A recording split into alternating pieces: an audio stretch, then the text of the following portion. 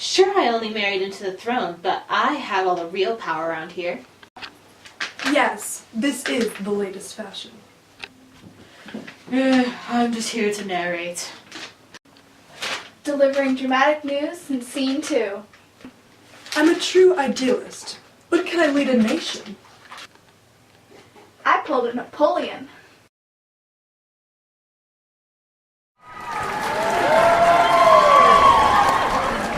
Wow, China's under one government again for the first time in 1916. The warlord period is over. The new central government under Chinap5 is sure to be wonderful.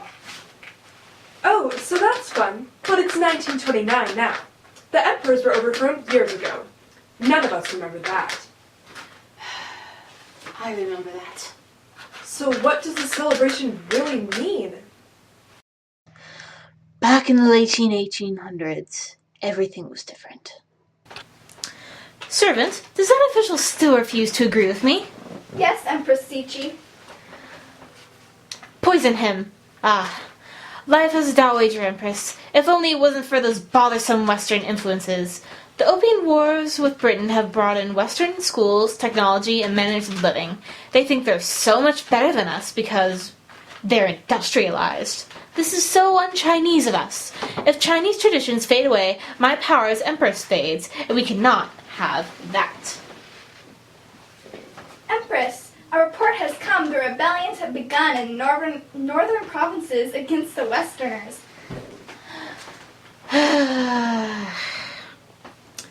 Well, that was convenient. Maybe we should try and stay neutral for a while, until we see how powerful they turn out to be.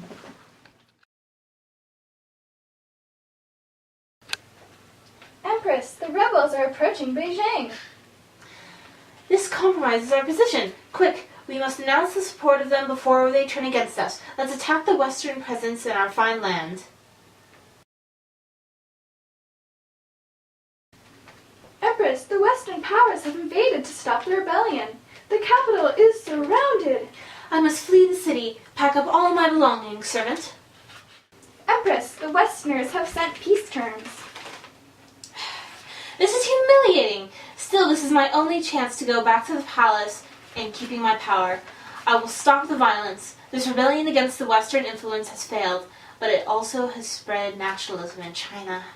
But what about all the insulted Westerners? The rebels have killed large numbers of Chinese Christians. We must do something to appease them and earn back their trust. Send out an order for widespread modernization efforts. We will educate our students in Western schools, abolish civil service, reform government and economy, and adopt a constitution. Ah! Times are tough, but the Qing dynasty will live on. She was wrong.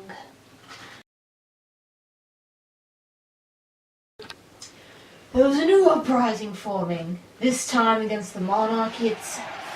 Yes, we Chinese now have a constitutional monarchy. But this is not good enough. In order to succeed, we must create a republic. A republic based on the needs of the people. The principles we know to be true. We need nationalism. We need economic security. We need democracy. The Manchu modernization reforms came too late to save their dynasty. Our revolutionary organizations must come together to create a republic. I'm so glad we've reconvened our meeting of the Revolutionary Alliance in this time of action. A new emperor has been appointed after the death of Empress Suzy, which is a total travesty. He's 2 years old. We cannot be patronized this way. A new republic must come now. We've staged a series of unsuccessful armed attacks against the royals, but now's the time to declare independence. Who's with me? Now we're going to need a temporary president. Who should it be? Me? You say. Why, I'd be honored.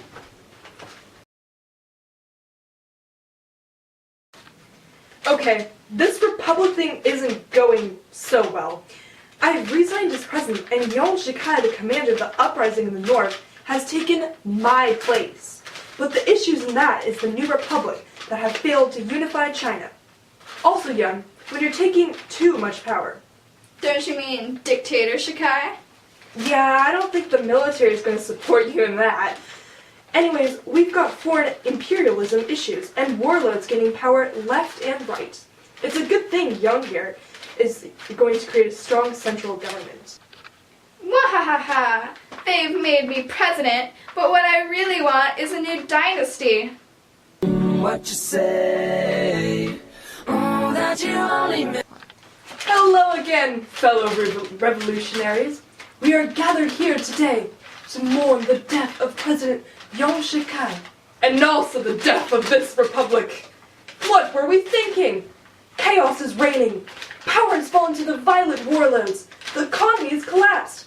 Peasants are suffering, and foreign powers are increasing their influence. Alright, so this really sucked for the nationalists, but meanwhile a social movement was occurring. The time between 1915 and the 1920s became known as the May 4th movement. There were great changes that occurred in Chinese culture and society, and a wide range of philosophies and social theories were presented. A large-scale rejection of Confucianism and rise in social action also brought support from the communists. It contributed greatly to the growth of Chinese nationalism, and so strengthened the drive for political revolution. So, back to now. In 1919, some began to reorganize the Nationalist Party, and at the same time, the first communist groups appeared in the universities.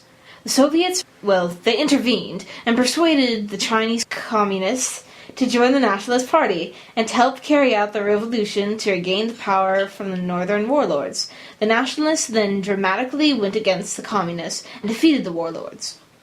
They have set up a new central government under Chiang Kai-shek, the Nationalist Party's successor to Sun Yat-sen, who died in 1925.